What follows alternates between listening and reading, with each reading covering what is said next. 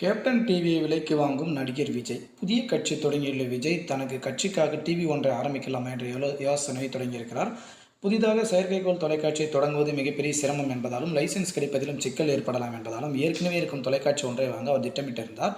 அதில் சமீப நாட்களாக கேப்டன் டிவி எந்த ஒளிபரப்பும் இல்லாமல் அமைதியாக இருந்து வருகிறது. மேலும் யூடியூப் போன்ற சமூக வலைதளமும் கூட கேப்டன் டிவி செயல்படாத நிலையில் உள்ளது. எனவே கேப்டன் டிவி விற்பனைக்கு வரும் பட்சத்தில் அந்த சேனலை வாங்கி தனக்கு ஆதரவான ஒரு பெயர் வெற்றி என்னவோ ஏதாவது பெயரிட்டோ அந்த சேனலை ரன் செய்யலாம் என வெற்றி கழக ஆலோசனை கூட்டத்தில் முடிவெடுக்கப்பட்டிருக்கிறது. இது தொடர்பாக கேப்டன் டிவி நிர்வாகத்திடமும் பேச்சுவார்த்தை தொடங்கியிருக்கிறது.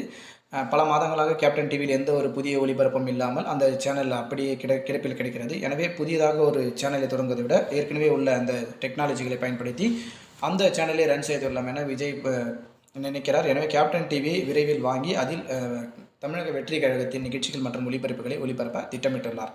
தொடர்ந்து அரசியல் அண்மை தகவல்கள் தெரிந்து கொள்ள நம்முடைய சேனலை சப்ஸ்கிரைப் செய்யுமாறு அன்போடு கேட்டுக்கொள்கிறோம். நன்றி, வணக்கம்.